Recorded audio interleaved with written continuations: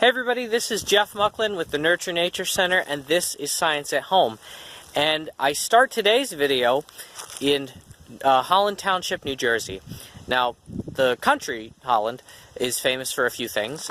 Wooden shoes, it's famous for its tulip fields, and it's also famous for its windmills. And so perhaps it's appropriate that here in Holland Township, New Jersey, there is a large Dutch-style windmill. This is the Volendam windmill, built in 1965, and it's a working replica of a Dutch windmill. It doesn't work anymore. As you can see, it's missing two of its four turbine blades, so it can't operate. It was damaged in 2007 during a windstorm. But when it was operational, it generated somewhere around 20 horsepower from wind energy, and this wind energy was used to drive a grinding stone, similar to what people used water power for that we discussed in a previous video. We could use the power of moving water to grind grain into flour, and people have been doing that with wind energy for hundreds of years. There weren't that many of these style of windmills built in the United States. Even in colonial America, it was much more common to grind grain with a water wheel, like we talked about, or with horse-powered treadmills even. But the United States does have a rich tradition of building a different kind of wind turbine that was used to pump water. And to see an example of one of these, we have to go to a different location. Here in the United States, this style of windmill has been much more common. These windmills have mostly been used for pumping water. In fact, they're commonly called wind pumps. The wind just picked up, and you can see that the windmill is turning now. Notice that it has many more blades than the Dutch-style windmill had. This allows it to start up at a lower speed. You don't need a very strong wind for this to begin turning. And as they spin, typically they would be used to drive a pump that would bring water from below ground, from a well, up to the surface, to be used on a farm. It's estimated that at their peak in the 1930s, there were over 600,000 windmills of this type in the United States alone. So they have certainly been very popular, but today they've been replaced by another advancement in wind technology, and that's using wind energy to create electricity. And to see an example of this kind of wind turbine, we have to go to yet another location. I'm now in Allentown, just outside of the Da Vinci Science Center, and about 90 feet above my head, there is a 10 kilowatt wind turbine. Now, it may not look very large, but that's because it's so high above my head. The blades on that wind turbine, each of those blades is 12 feet long. So this is a very large machine, capable of producing a significant amount of power on this breezy afternoon. Unlike the last two wind power sources that we just looked at, which use the energy in wind to drive machines directly, either to turn a grinding wheel or to power a water pump directly, this generator uses the power of wind to move a magnet near a copper coil and create electricity. And then we can use that electricity to drive other kinds of machines, or to power a light bulb, or do whatever we would normally do with the flow of electricity. This wind turbine is not producing any kind of emissions. It's not burning anything. It's just capturing the renewable energy of the wind. There are some downsides to wind power, however. Now, sometimes people complain about the noise that wind turbines make. Personally, I'm not bothered by it. I'm standing very close to this, and I can barely hear it. You probably can't hear it over the camera. It's really not that loud.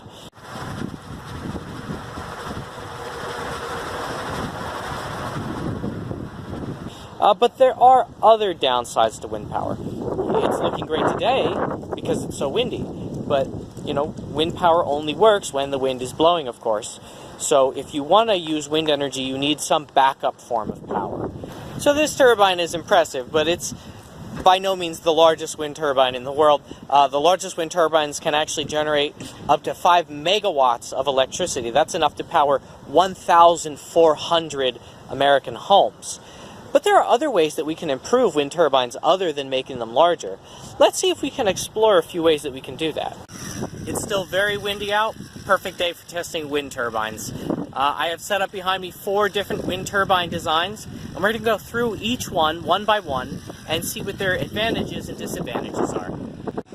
This first design is the most unusual. Unlike every other wind power device we've looked at so far that use the power of moving air to cause some machine to rotate, this one doesn't rotate at all. It's not a turbine, it's a wind belt. When the wind blows over it, as it is right now, rather than causing rotation in a machine, we see vibration or flutter.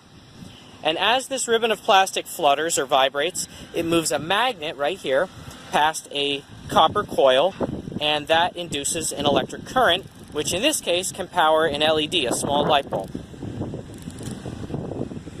The advantage of this design is that it's cheap to construct, and it also works at relatively low wind speeds, but it's not very efficient. In fact, it's the least efficient design that I have here today. Here we see a vertical access wind turbine. This is a turbine that rotates, but unlike the other turbine designs, which rotated in a horizontal orientation, this one has a vertical orientation. You can see it's straight up and down. One of the advantages of this style of vertical access wind turbine is that they're less likely to harm birds. This is one of the major complaints that people have of wind turbines, that birds sometimes fly into the blades and are injured and often killed. And they're less likely to be injured by this style of wind turbine. Birds seem to notice them more quickly, and they don't fly into them as frequently. So if you're worried about bird strikes, this is a good design. But it has some disadvantages as well. For one thing, this style of wind turbine is not self-started. The wind can blow over it very hard, and it's blowing pretty hard right now, and this isn't rotating. But once you get it started, once you give it a kick, it then rotates very efficiently. This is a traditional horizontal access wind turbine, very similar to the kind that we saw at Da Vinci. You can see it's providing enough electricity to light up this red bulb. Maybe you can't tell, it's so bright out here. But it's illuminating a light bulb right now. And this is a wonderful design. This is the most efficient design for a wind turbine. But as we spoke about before, this only produces electricity when the wind is blowing. That is one of the most serious drawbacks for any form of wind power. But there are ways that we can store the energy that our wind turbines make. Here is an even larger wind turbine. This is the largest wind turbine I own, and it's working pretty well. There's a good breeze going, it's making some electricity, but when it stops blowing, we can still access that electricity, because what this wind turbine does when it's spinning is charge a battery. It charges a small AA battery, which you can see right here. So even when the wind isn't blowing, we can access this power. This is one of the most effective ways that we can make wind power more practical. If we can store the energy that's produced by wind turbines and use it when the wind isn't blowing, they can be a much more effective source of energy in the future.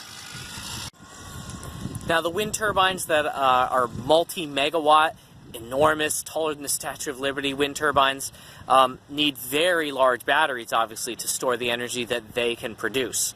So we're going to need to develop batteries with larger capacities than we've ever designed before. That, or we can connect a large number of smaller batteries to the grid. One thing that's been talked about is if there are a lot of people driving electric vehicles, we can have these electric vehicles charge when the wind is blowing. If we have a smart grid, we can tell the cars to charge when the wind is blowing, and when the wind isn't blowing, we can have these cars put power back on the grid. So I hope you've seen that wind energy is a great way to make electricity, but it's also a really neat thing to play with.